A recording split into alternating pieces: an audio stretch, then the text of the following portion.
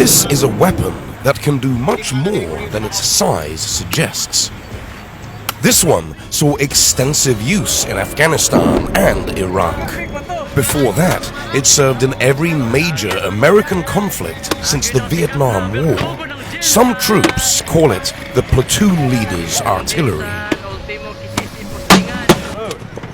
Improved grenade launchers like the American M7, designed to attach to the end of the M1 Garand, were used during World War II and the Korean War. In 1961, the US Army began fielding the M79 grenade launcher. Rather than an attachment fixed to the muzzle of a rifle, the M79 was a standalone weapon. In May 1963, the US military called for a new underslung grenade launcher to complement the AR-15. Colt's design was extensively tested between 1965 and 1967 under the designation XM148. And despite having almost 28,000 of them manufactured, the government, after some field trials in Vietnam, decided, nope, this is shit. Let's start from the beginning. So they instituted a replacement program called the Grenade Launcher Attachment Development Program in 1967 to come up with something better.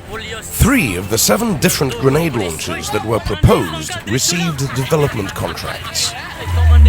Gun received its designation M203 in November '68, and by '69 it was in production. However, the problem was AAI lacked the manufacturing capacity to make these in the quantities that the Army needed. So Colts, whose own design had failed in the testing, ended up being licensed to produce the M203. M203 uses a high-low propulsion system to fire a 40mm round. The firing pin strikes the primer, whose flash ignites the propellant in the brass powder charge cup inside the high-pressure chamber. The burning propellant produces 35,000 psi chamber pressure, which ruptures the brass powder charge cup at the vent holes and allows the gases to escape to the low-pressure chamber in the cartridge case. There, the pressure drops to 3,000 psi and propels the grenade from the muzzle at a velocity of 250 fps. The grenade's 37,000 RPM right-hand spin stabilizes it during flight and applies enough rotational force to arm the fuse. The weapon is unloaded with the barrel open and fired from a closed bolt. It must be cocked before it can be placed on safe. There were a number of different types of ammunition used with M203. The most common round was the standard HE.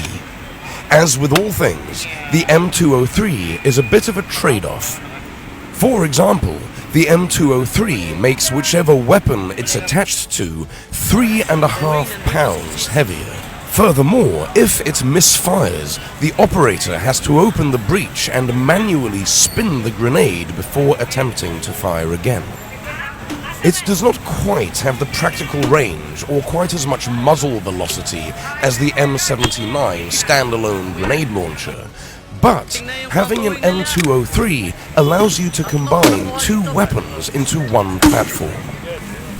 The M203 grenade launcher had a very long and very successful service life, but consequently, it has become more or less obsolete in the US Armed Forces. The M320 that's been adopted has a number of improvements over it. It is a standalone weapon rather than an attachment and has better sights. The M320 is double action, meaning in case of a misfire, the operator simply pulls the trigger a second time without having to handle the grenade. Will this weapon be able to continue the legacy of the 40 Mike? Only time will tell.